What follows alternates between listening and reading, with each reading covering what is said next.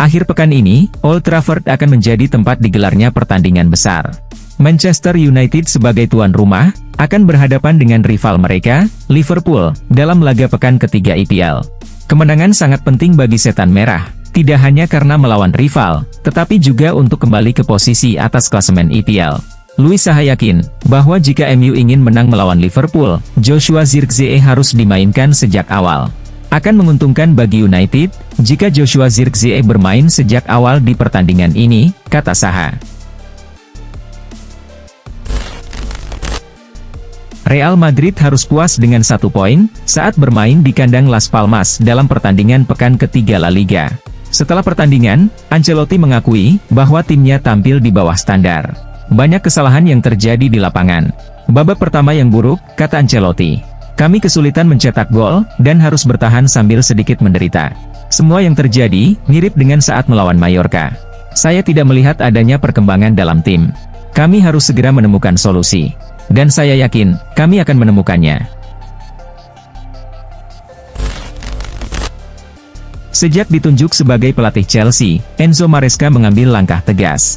Dia segera mengumumkan pemain-pemain yang tidak masuk dalam rencananya, agar mereka bisa mencari klub baru. Salah satu pemain yang tidak masuk dalam rencana Maresca, adalah Raheem Sterling. Banyak pakar sepak bola Inggris mempertanyakan keputusan Maresca untuk mencoret Sterling. Akhirnya, pelatih asal Italia itu menjelaskan alasannya. Saya sudah berulang kali mengatakan, bahwa Raheem adalah pemain yang luar biasa. Namun, setiap manajer memiliki ide yang berbeda-beda, ujar Maresca. Seperti yang diketahui, Højlund adalah pencetak gol utama Manchester United. Namun sayangnya, ia mengalami cedera di laga pramusim pertamanya bersama United. Namun, ada kabar baik untuk Setan Merah. Striker timnas Denmark itu telah kembali berlatih setelah pulih dari cederanya. Hal ini memunculkan spekulasi, bahwa Højlund bisa segera kembali memperkuat United. Salah satu pertanyaan yang muncul di kalangan fans MU, apakah Højlund bisa bermain melawan Liverpool akhir pekan ini? Namun, jawabannya tidak. Sebab, dia masih membutuhkan waktu untuk kembali ke performa terbaiknya. Jordi Amat, tidak termasuk dalam daftar 26 pemain timnas Indonesia, untuk putaran ketiga kualifikasi Piala Dunia 2026 zona Asia melawan Arab Saudi dan Australia, pada September 2024. Hal ini disebabkan, karena Jordi Amat mengalami cedera saat berada di Malaysia. Pemain naturalisasi asal Spanyol ini, harus beristirahat selama sebulan. Para penggemar Indonesia yang terhormat, saya tidak dapat bergabung dengan timnas Indonesia di putaran ketiga kualifikasi Piala Dunia. Saya sudah berusaha semaksimal mungkin, namun sayangnya belum memungkinkan, tutur Jordi Amat.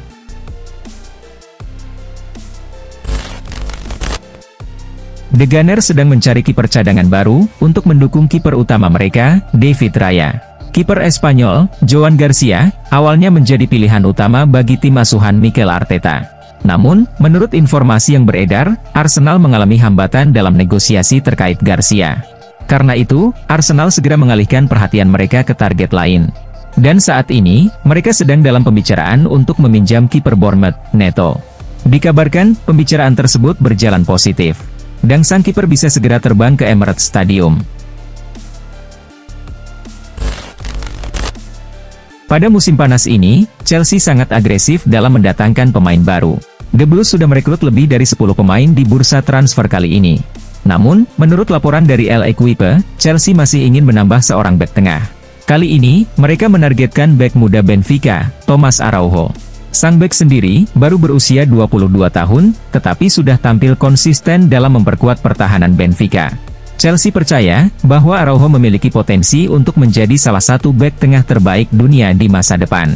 Sehingga, mereka ingin membawanya ke Stamford Bridge. Hanya dalam 3 pertandingan bersama tim utama, Marc Bernal telah menunjukkan, bahwa ia bisa menjadi solusi jangka panjang bagi lini tengah FC Barcelona. Kini, menurut Toni Juan Martí, Barcelona berencana memperpanjang kontraknya hingga 2029, sebagai bentuk kepercayaan dan keyakinan mereka, meskipun ia baru saja mengalami cedera serius awal minggu ini. Dengan keyakinan, bahwa Bernal sudah menjadi pemain penting. Barca ingin segera memperpanjang kontrak produk akademi ini, dalam beberapa minggu mendatang. Pada awal musim panas ini, Manchester United sempat santer diberitakan akan menjual Sancho. Namun rumor tersebut mereda, setelah Erik ten Hag berdamai dengan pemain tersebut, dan memberinya banyak waktu bermain di pramusim. Namun, dalam 2-3 pekan terakhir, muncul lagi kabar bahwa MU berencana menjual Sancho. Meski begitu, Teddy Sheringham memahami, jika MU akhirnya memutuskan untuk menjual Sancho. Dia berpendapat, bahwa kontribusi winger tersebut bagi Setan Merah sangat minim. Sehingga, wajar jika dia dilepas daripada menjadi beban bagi klub. Sebelum pertandingan melawan Las Palmas kemarin, para penggemar Madrid sudah merasa khawatir dengan kesulitan yang dihadapi Mbappe. Pasalnya, dia belum mencetak gol dalam 2 pertandingan Liga sebelumnya. Kini, kekhawatiran itu semakin besar. Mbappe, yang seharusnya menjadi andalan baru dalam mencetak banyak gol, justru kesulitan di depan gawang lawan. Hingga saat ini, dalam 3 pertandingan La Liga, Mbappe telah melakukan 17 percobaan tembakan, 7 diantaranya tepat sasaran, namun tidak ada yang berbuah gol. Selain itu, Mbappe juga kurang terlibat dalam permainan tim, dan jumlah operannya sangat sedikit.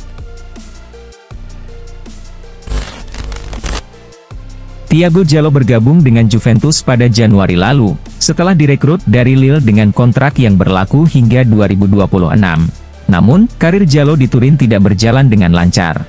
Karena, ia jarang bermain untuk Bianconeri akibat cedera. Jallo juga tidak masuk dalam rencana Thiago Motta di Juventus, sehingga klub tidak keberatan untuk melepasnya pada musim panas ini. Kini, Jallo sudah menemukan klub baru, dan akan segera meninggalkan Juventus. Karena, AS Roma telah sepakat untuk mengontraknya dari Juventus. Direktur olahraga Arsenal, Edu, dikenal sebagai pengagum berat Anthony Gordon. Hal ini karena, Gordon telah tampil impresif di Newcastle, sejak bergabung dari Everton pada Januari 2023. Namun, Gordon bukan satu-satunya winger yang dikaitkan dengan Arsenal akhir-akhir ini. Dan The Gunners, diperkirakan sedang mempertimbangkan untuk merekrut Raheem Sterling. Kabarnya, Sterling juga sangat tertarik untuk bergabung dengan Arsenal. Dan Mikel Arteta, adalah penggemar berat pemain tersebut. Inter Milan tampil mengesankan di Eropa, setelah mencapai final Liga Champions. Namun, mereka gagal memenangkan Liga Italia, dan hanya finish di posisi ketiga. Pada musim berikutnya, Inter menargetkan gelar Scudetto, dan berhasil meraih titel Liga ke-20. Sayangnya, kesuksesan tersebut tidak diikuti di Liga Champions, di mana Lautaro Martinez dan timnya, tersingkir di babak 16 besar. Marotta menyatakan, bahwa Inter tidak akan memprioritaskan satu kompetisi saja di musim ini. La Beniamata, bertekad untuk meraih kesuksesan, baik di domestik maupun Eropa. Kedatangan Cristiano Ronaldo, bisa dianggap sebagai titik balik bagi Liga Arab Saudi. Sejak Ronaldo bergabung dengan Al Nassr, banyak pemain dari klub top Eropa mengikuti langkahnya menuju Arab Saudi. Pengaruh Ronaldo tampaknya masih terasa hingga kini. Sebab, Al Nassr dikabarkan kembali akan merekrut pemain baru. Kali ini, Al Nassr akan mendatangkan bek tengah RB Leipzig, Mohamed Simakan, yang cukup bersinar di kancah sepak bola Eropa. Bek asal Prancis ini, telah menyetujui kontrak jangka panjang selama 5 tahun dengan Al Nassr. Klub Liga Italia, AC Milan, nampaknya akan menambah striker di deadline day bursa transfer ini.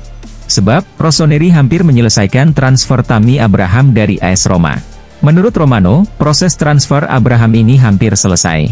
Sang striker sudah tiba di kota Milan pada Jumat pagi, waktu setempat.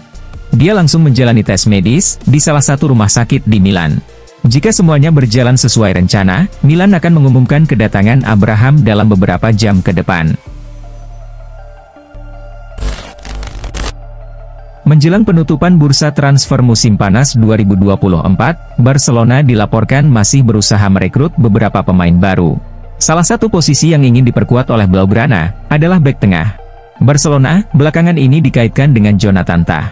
Bek Bayer Leverkusen itu, dinilai bisa menjadi dinding yang tangguh untuk lini pertahanan mereka. Peluang Las Azulgrana untuk mendapatkan Tah semakin besar, karena pesaing mereka, Bayern Munchen, memutuskan untuk mundur dari perebutan bek tersebut. Pada awal musim ini, Sancho telah memperbaiki hubungannya dengan Erik ten Hag. Dia berlatih bersama tim utama Manchester United, dan bahkan ikut serta dalam sesi pramusim. Namun, ini tidak berarti Sancho akan bermain untuk MU pada musim ini.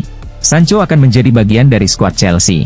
Pemain berusia 24 tahun itu akan bergabung dengan status pinjaman sepanjang musim ini, dengan kewajiban pembelian.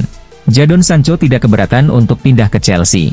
Semua kesepakatan telah tercapai. Ini akan menjadi situasi menarik bagi Sancho, yang berusaha bangkit dan kembali ke performa terbaiknya.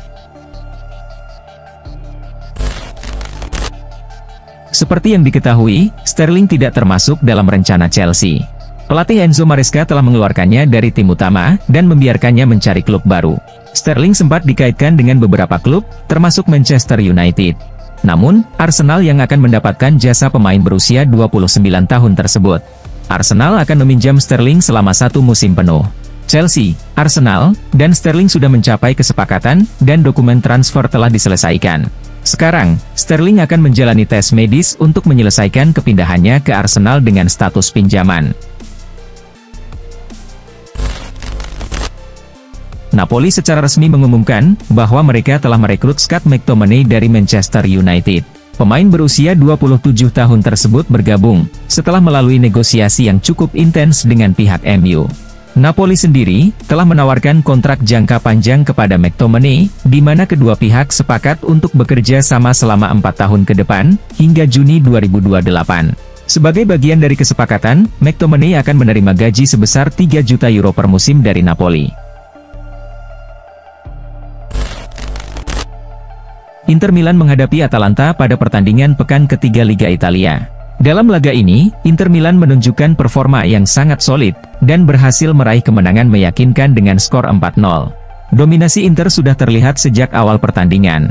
Pada menit ke-7, tim asuhan pelatih Simone Inzaghi memimpin lewat gol bunuh diri berat Jim City. Setelah itu, Inter menambah 3 gol lagi melalui aksi Nicolo Barella, dan 2 gol dari Marcus Thuram.